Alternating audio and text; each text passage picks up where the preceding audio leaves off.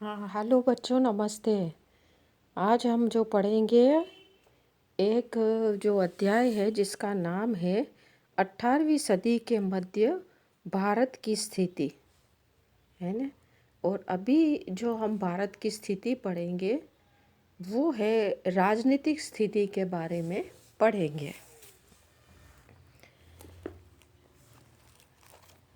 बच्चों,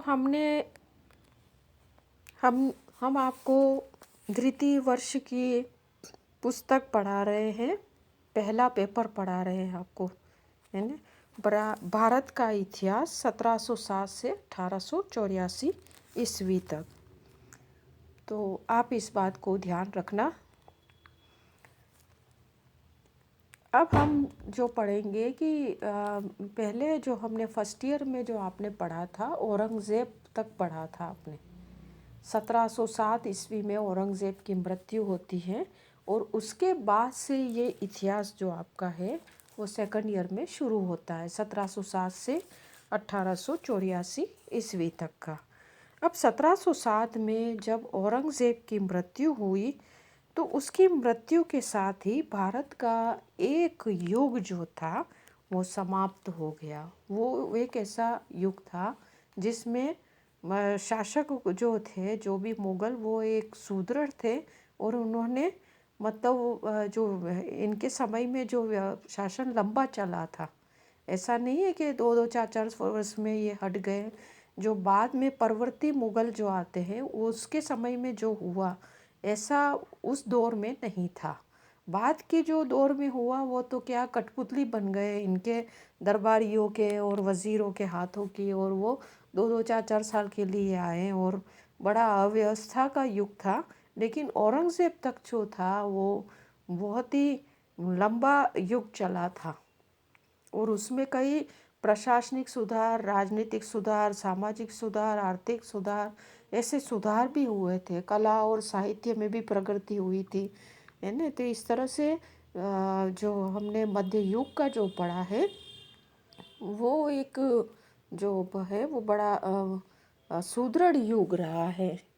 मतलब मुग़लों ने भले, जो भी मुग़लों या मुस्लिम शासकों ने यहाँ राज्य किया है, तो उनके समय में जो भारत का धन था वो बाहर नहीं गया, वो अपने देश में नहीं ले गए, बल्कि भारत का धन जो है वो भारत में ही रहा और भारत में ही ये लोग भारत के ही बन के रहे। जैसे कि अंग्रेज़ लोग ब्रिटेन में मतलब सारा पैसा यहाँ की वस्तुएं जो थे, कच्चा माल वगैरह वहाँ पर बेचते थे, यहाँ के जो दस्तकारों के साथ शोषण किया, वैसा मध्य युग में नहीं था। अब जो हम आपको पढ़ा रहे हैं कि भारत मतलब जो भारत में 1707 में औरंगज़ेब की जो मृत्यु हुई तो उसके साथ ही एक इतिहास का एक युग समाप्त हो गया, क्योंकि औरंगज़ेब के शासनकाल तक मुग़लों की जो केंद्रीय सत्ता थी वो एक सबल रही, सार्वभौम और सर्वशक्तिमान सत्ता रही थी।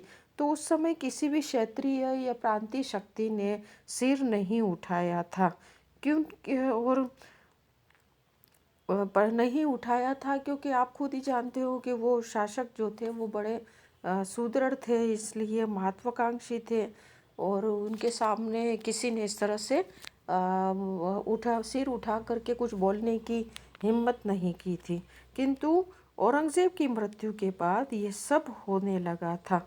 1858 ईस्वी तक जो है बहादुर शाह जफ़र था, वो एक नाम मात्र का सम्राट बन के रहा था, अंतिम सम्राट था।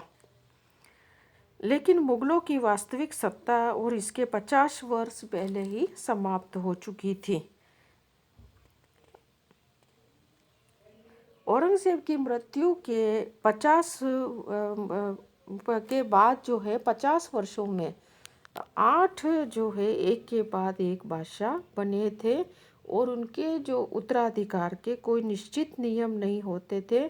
अमीरों और दरबारियों, वज़ीरों का जो है वो सारा सर्वशक्तिमान हो गए थे। इसलिए उनके समय में जो क्या हुआ था कि हत्या, षड्यंत्र और कठपुतली सम्राट को बनाना, ये सब चीज़ें चलने लगी थी। प्रशासन में ये सारी चीज़ें चलने लगी थी। ऐसे समय में मतलब क्या है, अफ़गानिस्तान के एक शासक जो है अहमद शाह अब्दाली जो था, अफ़गान था, उसने भारत के पंजाब, सिंध और भारत के अन्य सीमावर्ती प्रदेशों पर आक्रमण कर दिया था और उत्तरी भारत में अपना प्रभुत्व स्थापित कर लिया था। मराठों से भी उसे लोहा लेना पड़ा था। फलस्वरूप 1761 ईस्वी में पानीपत की तीसरी लड़ाई में मराठों की निर्णायक पराजय मिली थी। जैसा कि हम कह रहे हैं कि मुगलों में उत्तराधिकार का कोई नियम नहीं था। मतलब हमने देखा है कि औरंगज़ेब जो था वो भी अपने पिता को जेल में डालकर और अपने भाइयों और भतीजों की मतलब हत्या करके और वो बैठा था, वो सिंहासन पर बैठा था, क्योंकि वो वैसे भी बड़ा भाई नहीं था, वो तो छठी संतान थी, बड़ा तो दारा शिकोह था। तो हमने देखा है कि एक के मतलब मुगलों की मतलब राज उस समय औरंगज़ेब की मृत्यु के बाद, जैसे कि हमने बोला है कि इस तरह से होने लगा था उस समय राजनीति में ऐसा होने लगा था। और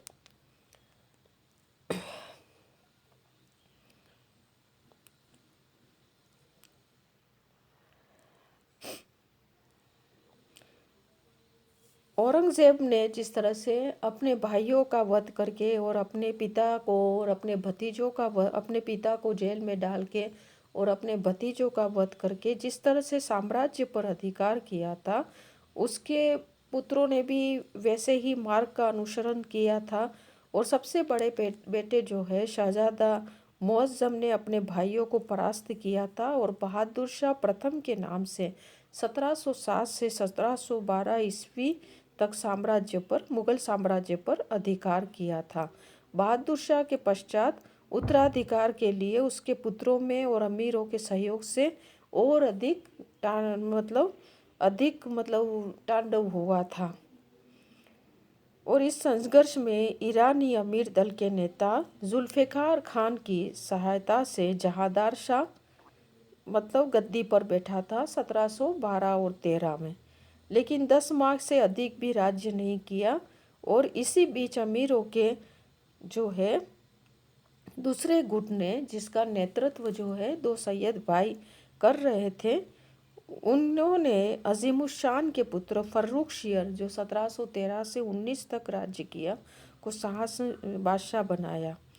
फर्रुख शियर और सैयद भाइयों में भी सत्ता के लिए खुलकर संघर्ष हुआ था। और फर्रुख शियर ने फिर जो है अपने षड्यंत्र से सैयद भाइयों से मुक्त होने का प्रयास किया, परंतु सैयद भाइयों ने मराठों के सहयोग से फर्रुख शियर को ही मार डाला। इसके बाद सम्राट निर्माताओं ने 1719 में एक वर्ष में 3 बादशाह बनाए थे, और वो थे रफ़ी-उद-दरजात, रफ़ी-उद-दौला और मोहम्मद शाह। इनमें मोहम्मद शाह 1748 ईस्वी तक राज्य करता रहा। मोहम्मद शाह के पश्चात अहमद शाह 1748 से 54 और आलमगीर द्वितीय 1754 से 1759 ईस्वी, दोनों में से किसी में भी इतने सामर्थ्य नहीं था, तो जिससे क्या हुआ कि वो साम्राज्य के पतन को रोक नहीं पाए थे।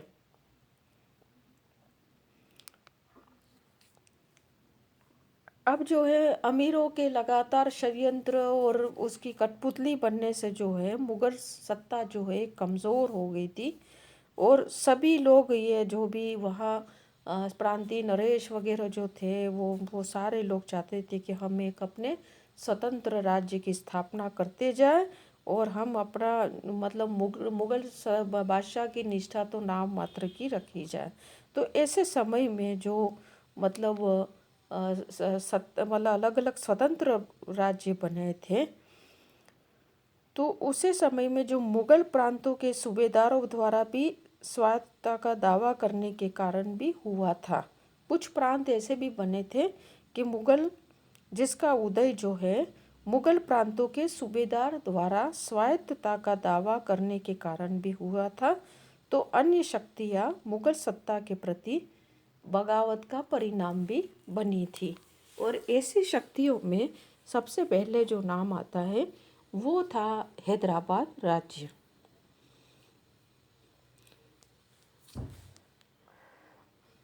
हैदराबाद जो राज्य है, औरंगज़ेब की मृत्यु के समय जो है चिनकिलिज खां नामक एक अमीर जो था वो बीजापुर में था। बहादुर शाह प्रथम ने मुगल सम्राट बनने के बाद चिनकिलिज खां को अवध का सूबेदार नियुक्त किया था और चिनकिलिज खां ने बहादुर शाह की मृत्यु के बाद जहांदार शाह के विरुद्ध फर्रुखशियर को सहायता दी थी। जो फर्रुखशियर सम्राट था, सम्राट बनने में उसको सहायता दी। अतः फर्रुखशियर ने सम्राट बनने के बाद चिनकिलिज खां को दक्षिण भारत के 6 सूबों की सूबेदारी उसे दी थी और खान ने खाना और निजामुल-मुल्क बहादुर फतेह जंग की उपाधियां भी प्रदान की थी। सन 1715 ईस्वी में उसे पुनः दिल्ली बुलाया और उससे पहले मुरादाबाद की और फिर मालवा की सूबेदारी भी उसको दी थी। चिनकिलिज खां ने मालवा में अपनी शक्ति का विस्तार किया, जिससे सैयद भाइयों में ईर्ष्या होने लगी। किससे? चिनकिलिज खां के प्रति। सैयद भाइयों ने बादशाह फर्रुखशियर पर दबाव डालकर दिलावर खां को मालवा का सूबेदार बनाया और चिनकिलिज खां उर्फ निजामुल मुल्क ने इसका विरोध किया और दिलावर खां को एक युद्ध में मार डाला और उसने बुरहानपुर असीरगढ़ के दुर्गों पर अधिकार कर लिया। इस प्रकार चिनकिलिज खां जो निजामुल मुल्क जो है दक्षिण पथ का स्वामी बन गया। फर्रुखशियर की हत्या के बाद मोहम्मद शाह को बादशाह जब बनाया गया तो मोहम्मद शाह रंगीला ने सैयद भाइयों को समाप्त कर दिया और निजामुल मुल्क को अपना वजीर का पद दे करके दिल्ली बुला दिया और निजामुल मुल्क दिल्ली गया, परंतु वहाँ पर अधिक समय वो नहीं ठहरा और वापस वो दक्षिण चला आया। लेकिन दक्षिण के नए सूबेदार मुबारिज़ खां ने उसका विरोध किया था। तो निजामुल मुल्क ने मराठों की सहायता लेकर के उसको जो है सहायता लेकर के औरंगाबाद के पास शकरखेड़ा नामक स्थान पर उसे पराजित किया और इस विजय में औरंगाबाद में उसने शाही परंपरा में अपने सहयोगियों को पुरस्कृत भी किया और एक स्वतंत्र शासक के समान की गई कार्यवाही जो लग रही थी उस समय, जिस तरह से उसने ये काम किया।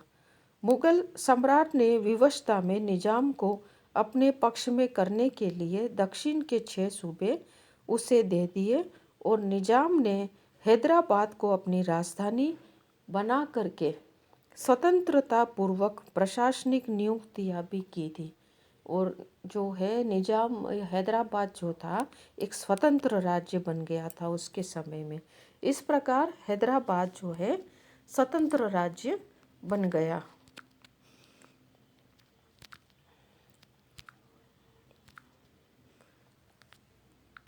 है ना। अब जो है आगे हम देखेंगे स्वतंत्र राज्य बन गया और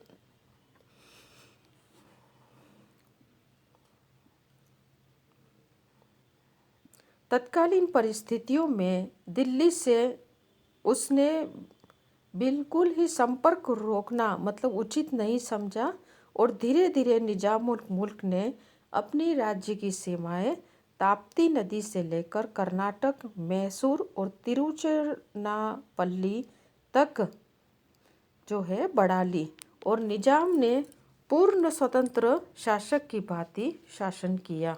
यद्यपि उसने अपने नाम के सिक्के नहीं चलाए और न ही कोई राजछत्र धारण किया था, लेकिन हैदराबाद जो है उस समय स्वतंत्र राज्य के रूप में स्थापित हो गया था। ठीक है बच्चों।